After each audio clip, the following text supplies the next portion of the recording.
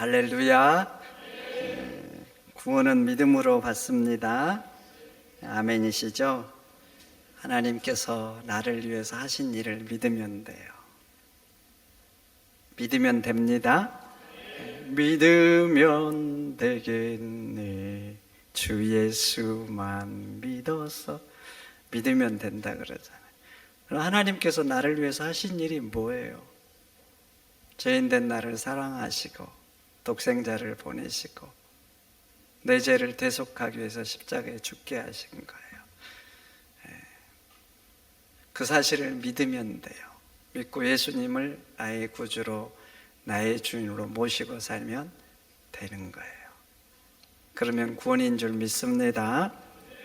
에베소서 2장 8절 9절 너희는 그 은혜로 인하여 믿음으로 말미암아 구원을 받았으니 이것은 너희에게서 난 것이 아니요 하나님의 선물이라. 행위에서 난 것이 아니니 이는 누구든지 자랑치 못하게 하려 함이라.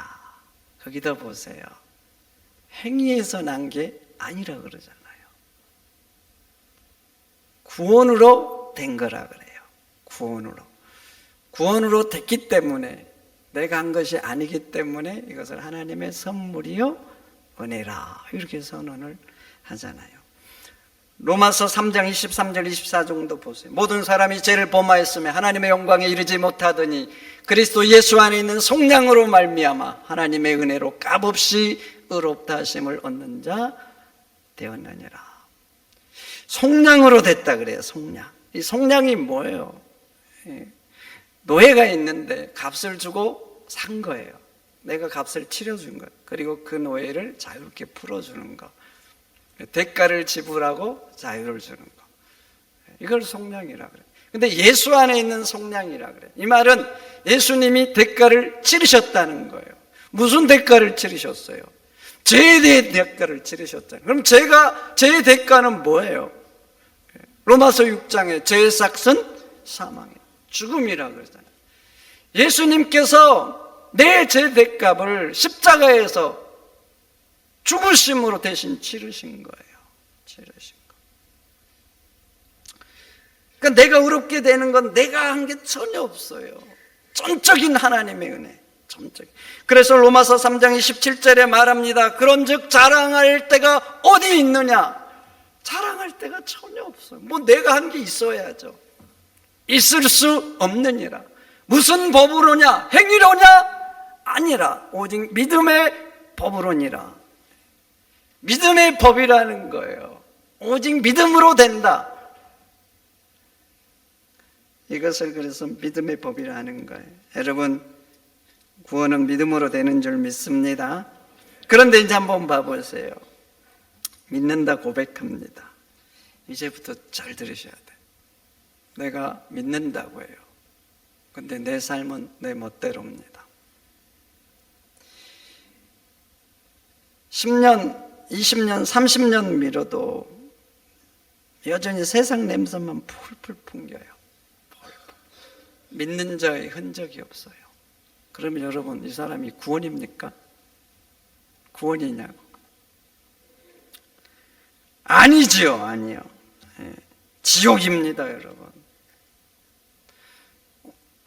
야고보서 2장 14절 봐보세요. 내 형제들아, 만일 사람이 믿음이 있노라 하고 행함이 없으면 무슨 유익이 있으리요? 아무 유익이 없다는 거예요. 그러면서 말하죠. 그 믿음이 능히 자기를 구원하겠느냐? 구원할 수 없다는 거예요.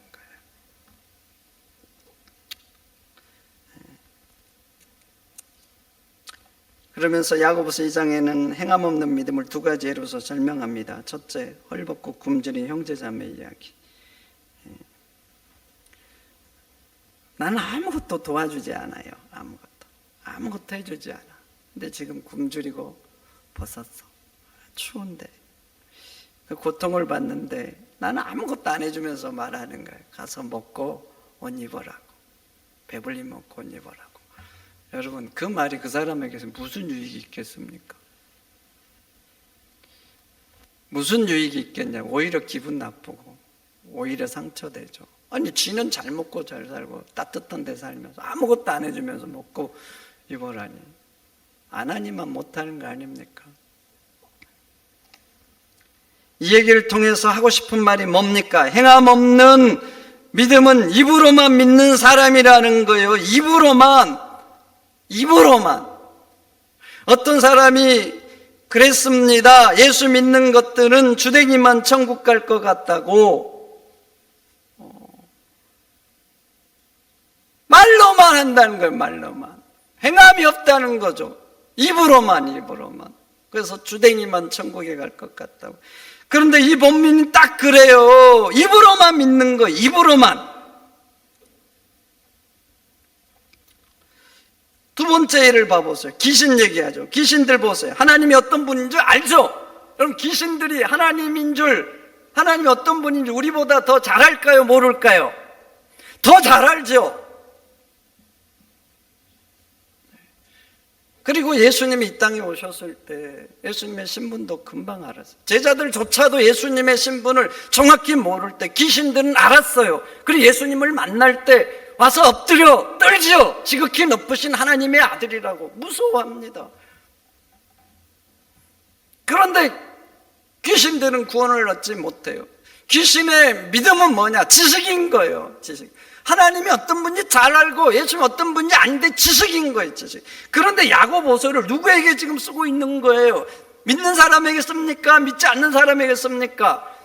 믿는 사람에게 쓰는 거예요. 믿는다고 고백하는 사람. 그래서 하나님이 어떤 분인지 잘 알고 예수님에 대해서 배워서 잘 압니다. 그런데 그들에게 경고하는 거예요. 믿는다고 하는데 그 믿음에서 나오는 행위가 없으면 너희들의 믿음은 귀신 같은 믿음이라. 그러면서 19절 22절 말하죠. 내가 하나님은 한 분인 줄 믿느냐? 잘하는도다. 귀신들도 믿고 떠드니냐. 아, 허탄한 사람아, 행함 없는 믿음이 헛것인 줄 알고자 하느냐? 귀신들도 하나님을 믿는데요. 그리고 떠든답니다. 그런데 귀신의 믿음은 헛것이라고 말하지 않습니까? 헛것이라고. 여러분, 구원은 믿음으로 받습니다. 믿음으로 받아요. 행위로 구원을 얻을 만한 육체가 없다 그래요. 그런데 여러분, 여기서 조심하셔야 돼요. 착각하시면 안 돼요. 착각. 믿음과 행함은 따로가 아닙니다. 한 몸처럼 연결돼 있어요. 한 몸처럼. 마치 자전거의 뒷바퀴와 앞바퀴와 같아요. 자전거 뒷바퀴 돌리면 앞바퀴 따라서 돌아가잖아요. 뒷바퀴가 돌아가는데 앞바퀴가 안 돌아가는 자전거, 뭐 이상이 있는 거죠. 이상이 있는 거. 정상적인 자전거는 뒷바퀴 돌리면 앞바퀴 그냥 돌아가는 거예요. 근데 믿음이 뒷바퀴와 같아요. 행함은 앞바퀴와 같아요. 이게 믿음이 있으면 그게 믿음이잖아요. 살아있는 믿음. 그러면 반드시 거기에서 행함이라는 게 나오는 거예요. 그래서 오늘 2장 22절 이렇게 말하죠. 내가 보거니와 믿음이 그 행함과 함께 일하고 행함으로 그 믿음이 온전케 된다 그래요. 믿음 따로 행함 따로가 아니라는 거예요. 함께 일한다는 거예요. 믿음에서 행함이 반드시 나온다는 겁니다. 여러분, 내가 참된 지식을 갖고 그것을 믿어요. 그러면 거기에 대한 행위가 반드시 나옵니다. 반드시 나옵니다. 그러니까 행위 따로 믿음 따로가 아닌 거예요. 한 몸처럼 움직이는 거예요. 그런데 봐보세요. 믿음은 보이지 않잖아요. 안 보이죠. 그래서 그 사람의 행위를 보면서 아, 저 사람이 진짜 믿는구나 아는 거예요. 그래서 야고보서 2장 22절은 말한 거예요. 행함으로 그 믿음이 온전케 된다고. 그런데 봐보세요. 믿는다 하는데 행함이 없어요. 행함이 없으면 그 믿음은 둘 중에 하나입니다. 첫째, 그 믿음이 어떤 믿음인가? 가짜인 거예요. 가짜 믿음이잖아요. 가짜에서는 이 열매를 맺을 수가 없어요. 진짜 열매를 못 맺죠. 여러분, 배나무를 보면 이게 돌배인지 참배인지 보통 사람은 모르잖아요. 그런데 예를 들어서 배나무가 이렇게 말했다고 생각해 보세요. 나는 참배나무야. 참배나무야. 나는 뭐 극상품 배를 맺어. 이렇게 말을 했다고 생각해 보세요. 그런데 이제 시간이 가서 싹이 나고 꽃이 피고 열매를 맺었어요. 열매가 자랐는데 보니까 돌매를 맺은 거예요. 그럼 봐보세요. 이 배나무가 돌배나무입니까? 참배나무입니까? 돌배나무죠. 그리고 이 돌배나무는 봐보세요. 물을 주고 가꾸고 아무리 전지를 하고 정성을 다해도 이 돌배가 참배를 맺는 거예요? 돌배를 맺는 거예요? 얘는 어떻게 해도 뭐 접을 붙여서 뭐 가지를 새로 만들지 않는 한 그 자체로는 아무리 애를 쓰고 죽었다 깨어나도 얘는요, 아무리 해줘도 돌배를 맺는 거예요. 돌배니까 그래요. 참배가 아니면 절대 참배를 맺지를 못하는 거예요. 예수님도 마태복음 7장에서 진짜 가짜를 모르겠거든 열매를 보라 하잖아요. 거기 가짜들 나오는데 가짜들이 어떻게 합니까? 주여 주여 하잖아요. 주여 주여, 우리가 주의 이름으로 선지자 노릇하고 주의 이름으로 귀신도 쫓아내고 주의 이름으로 권능도 행했습니다. 주의 이름으로 이렇게 했다고 말합니다. 예수님께 그래. 근데 예수님이 그들에게 뭐라 그래? 내가 너희를 도무지 모르겠다. 가짜라는 거예요. 그럼 예수님께서 왜 그들을 가짜라고 하는 거예요? 주여 주여 하는데 진짜보다 더 진짜처럼 행동을 하잖아요. 왜 그러는 거예요? 그들의 열매를 보고 말하는 거예요. 열매를 보고 그들의 열매 속에 진짜 열매가 안 맺는 거예요. 참배면 참배의 열매를 맺어야죠. 근데 그들의 삶은 돌배를 맺는 거예요. 예수님이 뭐라 그래요? 가시나무에서 포도를 또는 엉겅퀴에서 무화과를 따겠느냐? 그들이 열매로 그들을 알지니라 그래요. 열매를 보라는 겁니다. 그러면서 뭐라 그럽니까? 그들은 양의 탈을 쓰고 오지만 속에는 노략질하는 일이라. 삶 속에서 이리 같은 열매를 맺는다는 거예요. 양 같은 탈을 썼는데, 그러니까 그들의 열매는 일인 거예요. 일이의 열매. 그러니까 그들은 주여 주여 하지만 가짜라고 말씀하고 있는 거 아닙니까? 그런데 성경을 보면 신기한 건 이거예요. 가짜들이 자신 진짜인 줄 착각을 한다는 거예요. 이솝우화의 미운 오리 새끼 얘기 잘 아시죠? 백조잖아요, 자기. 그런데 오리 틈에서 부화하고 오리 틈에서 어릴 때부터 살고 성장을 한 거예요. 자기는 백조인데 오리인 줄 알아요, 오리. 오리 틈에서 사니까 백조인데 오리인 줄 안다니까요. 그런데 가짜들이 그래요. 가짜들이 종종 진짜 틈에서 신앙생활 하니까 자신이 진짜인 줄 아는 겁니다. 마태복음 25장 보세요. 염소들 자기들이 양인 줄 알잖아요. 그래서 예수님에게 주여 그래, 주여. 양인 줄 착각한다니까요. 근데 예수님께서 거기 양과 염소를 뭘로 구분합니까? 행위로 구분하잖아, 삶으로. 염소들한테 말합니다. 너희들이 이런 삶을 살았다. 그래서 너희들은 염소다. 그러면서 그들에게 말하죠.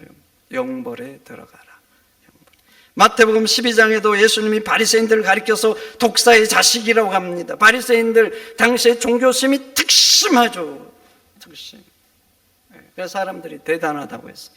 그 당시 유대 사회는 종교적인 사회예요. 종교적인 행위를 해야죠. 존경받고 종교적인 행위에 열심을 품어야 성공하는 사회.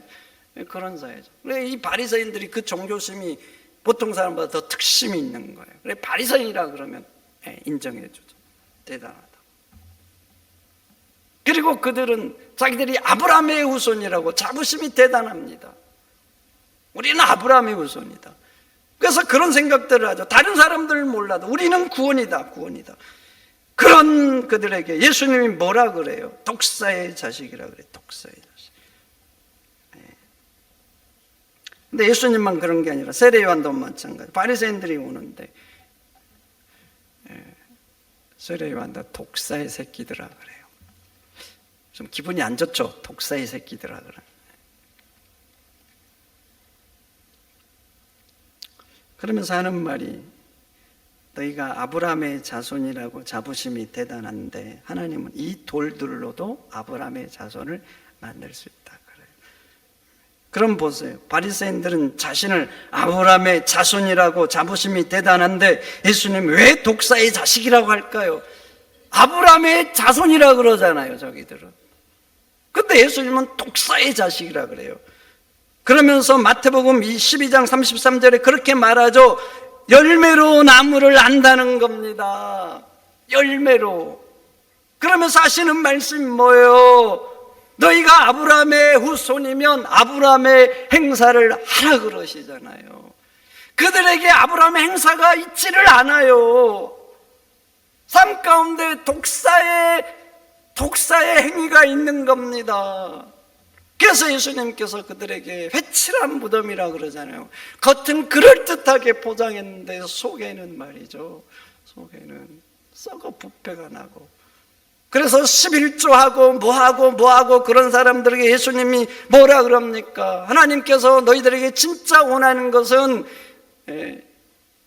의와 진리고 인자를 행하는 거라고 이렇게 말하잖아요.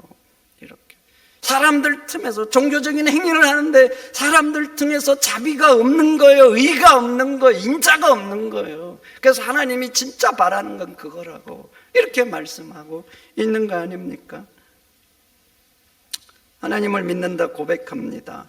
종교적인 행위도 매주 합니다. 근데 믿음의 열매가 없는 거예요. 10년, 20년, 30년 여전히 세상 냄새가 펄펄 풍깁니다. 왜 그럴 것 같아요? 가짜이기 때문에 그래요. 가짜. 오늘 본문처럼 말하면 귀신들처럼 입으로만 떠드는 믿음인 거예요. 입으로만 믿으니까 여러분 입으로만 믿어요. 입으로. 가짜죠. 그러니까 당연히 구원을 받지 못하는 거죠. 그럼 여러분 한번 돌아보세요. 나는 믿는다 생각하는데 과연 그 믿음의 열매가 있는지 10년, 20년, 30년 신앙의 연륜이 더해가는데 더해갈수록 세상의 흔적들은 없어지고 예수의 흔적이 내 삶을 채워가고 있는지 한번 돌아보시라고요. 돌아보시고. 둘째, 믿는다고 하는데 왜 열매를 맺지 못하는 거예요? 그 믿음이 죽었기 때문에 그래요. 여러분, 죽은 나무에서는 열매 맺지 못합니다. 열매 맺지 못해요. 작년까지는 살아있었어요. 살아있으면 살아있는 흔적이 있죠. 싹도 나고 꽃도 피고 많이 맺지 못하더라도 몇 개라도 맺어요. 삶의 그 생동력이, 역동성이 표현되는 거예요. 근데 죽었잖아요. 죽으면 절대로 열매 맺지를 못합니다. 전에는 믿음으로 살았어요. 그때는 주의 영광을 위해서 헌신하고 주님의 나라를 위해서 오직 주의 일을 위해서 할 수도 있어요. 그러나 죽으면 그때부터는 아닌 거예요. 요즘 한국교회 보세요. 한국교회 죽은 믿음들. 전에는 살아있었는데 교회도 그렇고 개인도 그래요. 살아있었는데 죽은 존재들. 가슴이 아프죠. 여러분, 몇 년 전에 여수 Y교회 지목사 봐보세요. 자식에게 세습하다가 그 교회를 파탄내고 말았잖아요. 파탄내고. 이게 얼마나 안타까워요. 이미 한국교회 세습이 어떤 영향을 미치는지 서울 M교회를 통해서 이미 봤어요. 뉴스에 나오고 젊은 애들이 왜 한국교회를 떠나기 시작한지 아세요? 그 포인트들이 있어요. 포인트들. 그 첫 번째 가장 큰 포인트가 교회 세습 문제였거든요. 그것을 경험하고도 여러분, 죽은 자들은 하나님의 일을 생각지 않습니다. 예수님이 베드로에게 말하죠. 죽으시면 안 된다고 할 때 사단아 내 뒤로 물러가라. 너가 하나님의 일을 생각지 않고 사단의 일을, 사람의 일을 생각하는도다. 하나님의 일을 생각지 않아요. 하나님의 일을. 여러분, 살아있는 믿음은 그럴 수 없습니다. 믿음이 죽으니까 그래. 그분들도 전에는 다 믿음이 살아있었죠. 살아있었어. 근데 지금은요, 한국교회 거침이 되잖아요. 거치는 돌이. 인간의 일만 생각하고 내 자식만 나만 생각하고. 오늘 17절에 행함 없는 믿음은 그 자체가 죽은 거라 그러잖아요. 그리고 오늘 26절 영혼 없는 몸이 죽은 것 같이 행함 없는 믿음은 죽은 것이라고 합니다. 여러분 아셔야 됩니다. 죽은 믿음은 구원에 이르지 못합니다. 믿음 속에는 생명력이 있어요. 살아서 약동하는 힘. 그 힘이 삶 속에서 작용을 하는 거예요. 그래서 믿음의 열매를 맺게 합니다. 물론 죄를 전혀 짓지 않는다 이건 아니죠. 예수님을 믿지만 그래도 우리 본성 속에는 죄악이 있어요. 죄악이. 그래서 유혹을 받으면 넘어지고 자극을 받으면 목사인 저도 뭐 어떻게 할 수가 있어요. 버럭하든지 여러분 실족하게 할 수도 있죠. 죄를 전혀 짓지 않는다 이런 의미가 아니에요. 제 본성이 있어서 실패하지만 넘어지지만 그렇지만 믿음 생활을 더해가고 연륜이 더해가면 세상 유혹을 점점 이기는 거예요. 세상 물이 점점 빠지고 하나님이 원하는 사람으로 성장해 가는 겁니다. 그럼 주식 중에는 점점 내려가는 주식이 있죠. 내려가는. 그리고 어떤 주식은 점점 올라가요. 올라가. 상향 주식이 있어요. 어떤 분이 그러더라고요. 주식을 사려면 내려가는 주식은 사면 안 된대요. 하향성을 그리는 올라가는 주식을 사야 된다. 근데 봐보세요. 회사가 아무리 튼튼하고 매출이 좋고 이익금을 많이 남겨도 항상 올라갈 수만 없어요. 올라가죠. 올라가 쭉쭉 올라가지만 언젠가는 또 떨어져요. 조정받고 또 올라가죠. 그러다가 또 한정없이 계속 올라가지는 못해요. 그러다가 또 언젠가 조정받고 떨어지고 또 올라가고. 여러분 살려면 이런 주식 사세요. 괜히 떨어진 거라고 많이 떨어진 덜컥 사지 마. 이건 제 조언이 아니라 어떤 분이 그러셨어요. 근데 믿음도 그래요. 믿음이 있잖아요. 믿음이 있어요. 악한 본성이 있으니까 실패할 때가 있죠. 그렇지만 신앙이 더해갈수록 그 악한 본성들이 빠져나가는 거예요. 그리고 내 삶 속에는 예수의 흔적이 점점 채워져요. 점점. 그럼 여러분 자신 한번 돌아보시기 바랍니다. 나는 믿는다고 하는데 믿죠? 예수님 아멘입니까? 믿으시죠? 그거 한번 돌아보셔야죠. 믿기 전과 내 가치관 변한 거 있어요. 뭔가 이제 중요한 거 결정할 때 한번 보시라고. 10년 전과 지금 10년 동안 믿어오셨잖아요. 뭔가 결정할 때 세상 것은 좀 빠지고 그 결정 속에 예수님이 더 들어가야 되는 거 아닙니까? 그런 거 아니에요? 근데 여전히 예수님은 없고 오직 세상만 있다. 그러면 그 믿음이 어찌 살았다고 할 수 있겠어요? 그게 산 믿음입니까?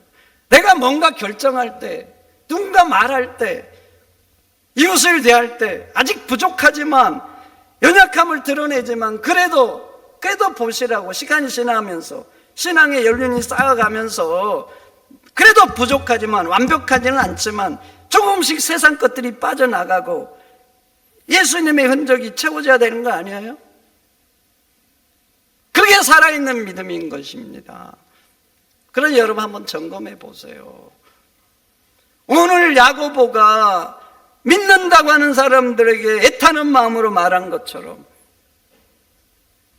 혹시 내 믿음이 귀신의 믿음이 아닌가? 입으로만 떠드는 믿음. 혹시 내 믿음이 전에는 살았는데 지금은 완고하고 열매 맺지 못하는 죽은 믿음이 아닌가? 예전만 자랑하는 그런 믿음이 아닌가? 한번 돌아보셔야 되는 거 아니에요? 여러분 살아있는 믿음, 그래서 매일 예수님을 닮아가는 아름답게 열매 맺는 그런 성도가 되시기를 축원드립니다. 하나님 감사합니다. 오늘 주신 말씀 마음에 잘 새기고